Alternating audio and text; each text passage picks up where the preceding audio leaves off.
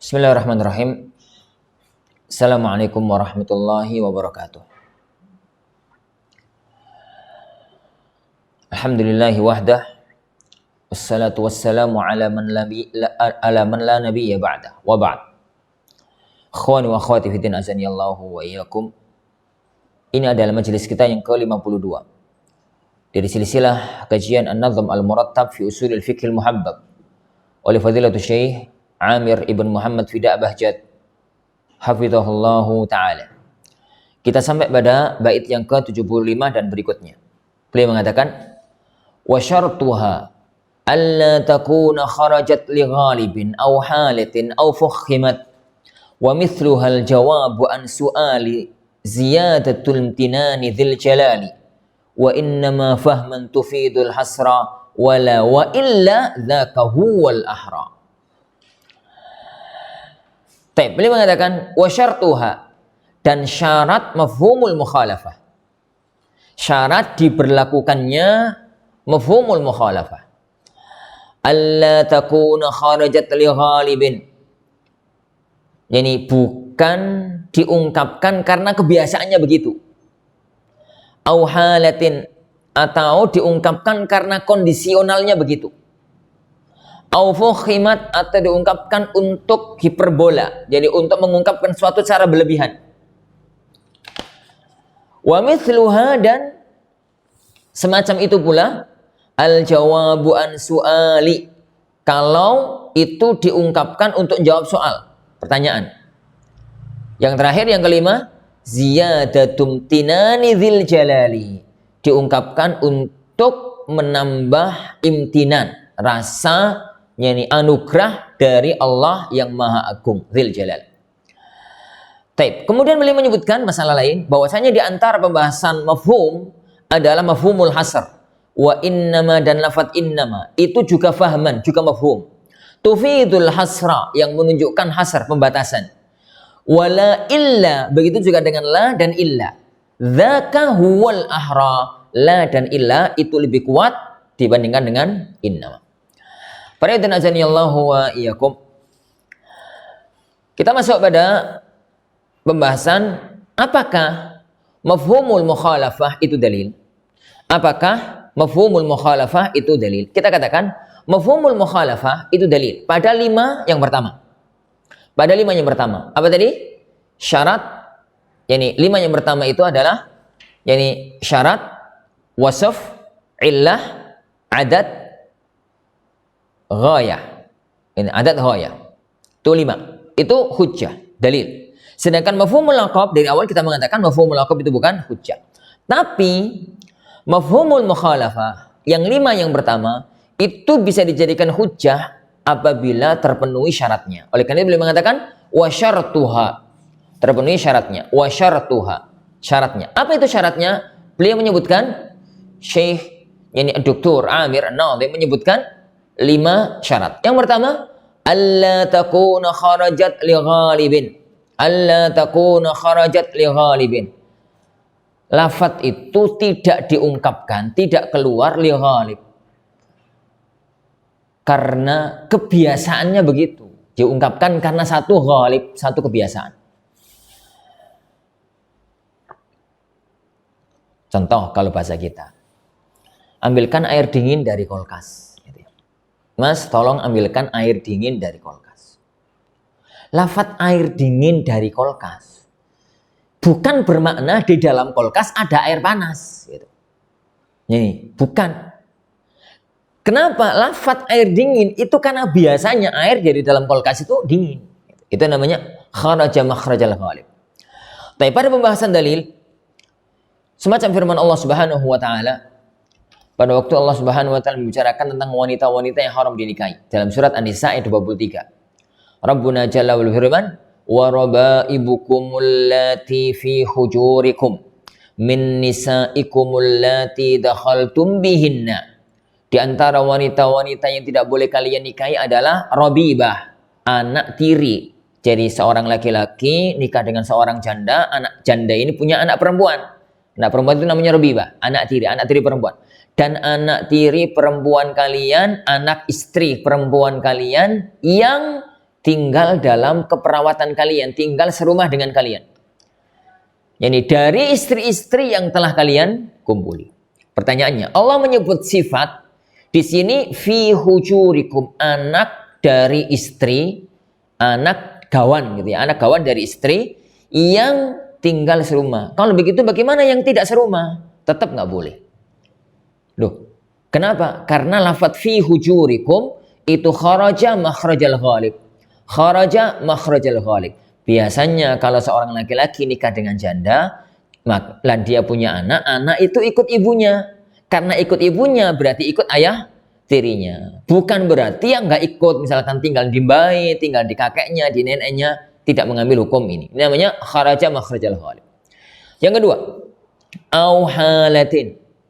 Jadi lafadz itu diungkapkan karena kondisi semacam itu. Semacam Rasulullah Shallallahu Alaihi Wasallam tatkala membahas tentang larangan menghadap dan membelakangi kiblat. Beliau mengatakan apabila kalian buang hajat maka jangan menghadap, jangan membelakangi kiblat. Di akhir hadis itu Rasulullah bersabda, "Walakin syarriqu aw gharribu." Akan tetapi menghadaplah kalian ke arah timur, menghadaplah kalian ke arah barat. Loh, kok begitu? Kenapa Rasulullah ngomong akan tetapi menghadaplah ke arah timur, menghadaplah ke arah barat?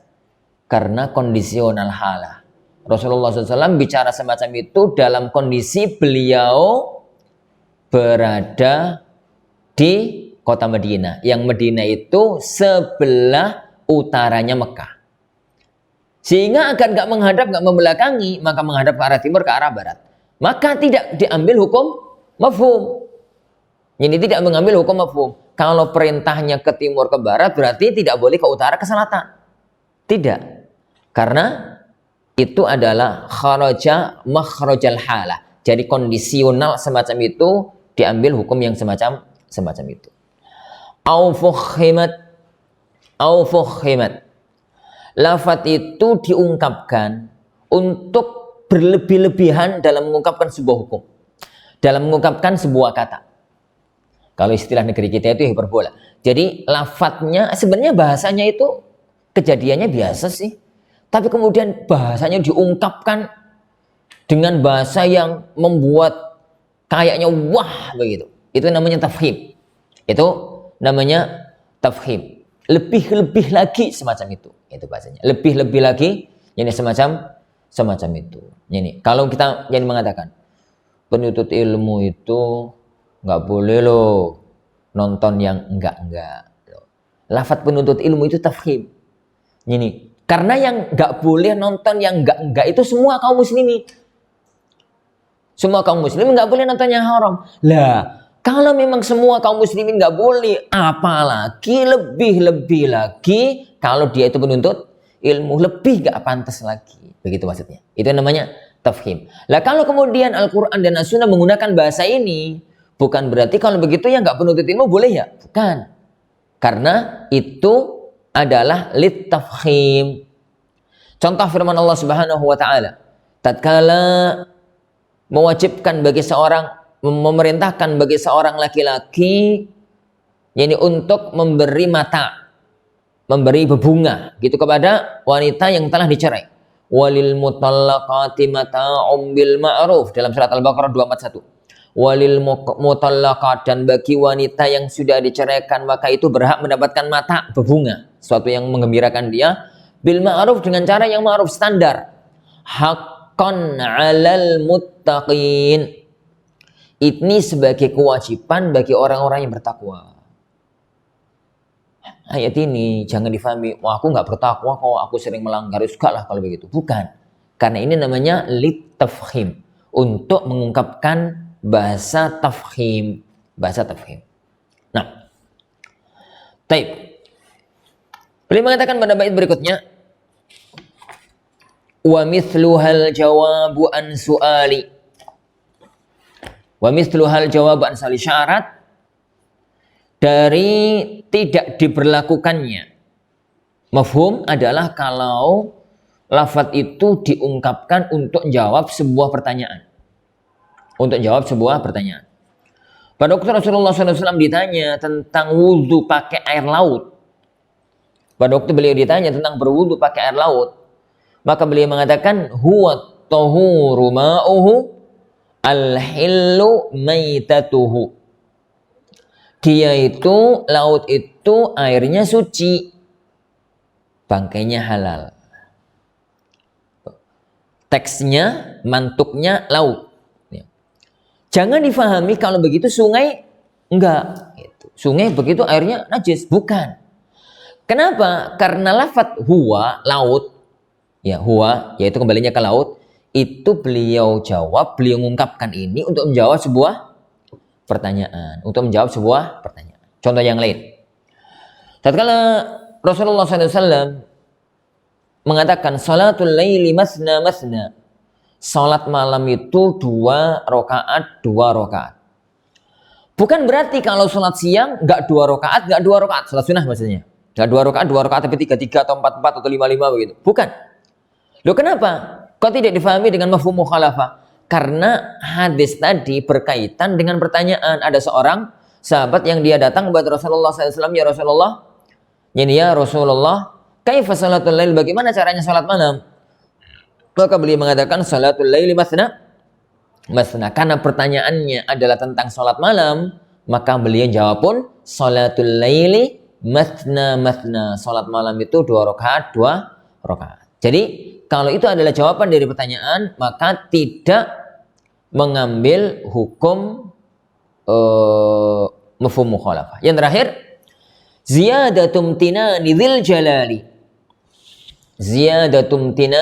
jalali. Untuk sebuah man. Jadi mengungkapkan anugerah yang besar dari Allah Subhanahu wa taala. Tatkala Allah Subhanahu wa taala menyebutkan tentang faedah-faedahnya laut, air gitu. Maka Allah berfirman, litakulu minhu lahman thariya. Agar kalian bisa makan dari laut itu daging yang masih baru, daging yang seger. Apakah berarti dagingnya wis gak seger, kulkasan, yani freezeran, panggangan, itu nggak boleh. Bukan. Lafadz lahman thariya itu untuk menunjukkan imtinan. Yani agungnya nikmat Allah bisa menikmati daging-daging yang masih seger. Masalah terakhir dalam masalah mafhum, beliau menyebutkan ada jenis mafhum yang lain, yaitu mafhumul hasr. Kalau lafadz itu menggunakan innama dan la illa. Innama. Contoh, innamal a'malu binniyat. Sesungguhnya amal itu tergantung pada niatnya. Berarti kalau tidak ada niat, nggak benar. Niatnya salah, amalnya jadi salah. Innama itu lil hasr, menunjukkan pembatasan. Begitu juga dengan la dan illa. La dan illa. Contoh bahasa yang paling masyhur, la ilaha illallah. Yani tiada Tuhan yang berhak disembah kecuali Allah. Berarti selain Allah tidak ada Tuhan. Contoh firman Allah Subhanahu wa taala tatkala menyebutkan tentang makanan-makanan yang diharamkan. Qul la ajidu fi ma uhiya ilayya muharraman ala ta'imi yat'amuhu illa ayyakuna maitatan. Katakan wahai Muhammad, saya tidak menemukan dalam apa yang diwahyukan kepadaku dari makanan itu haram kecuali yani bangkai, yani babi, darah yang mengucur, begitu ya. Berarti kalau begitu pemahamannya, yang selain disebut ini tidak haram. Yang selain disebut ini tidak haram. Ucapan beliau dzaka huwal ahra, lafadz yang la dan illa itu lebih kuat, lebih mantap dibandingkan dengan innama. Meskipun dua-duanya itu adalah sihah bentuk mafhum al-hasr. Wallahu alam. Wassallallahu wasallam wa baraka ala nabi Muhammad. Assalamualaikum warahmatullahi wabarakatuh.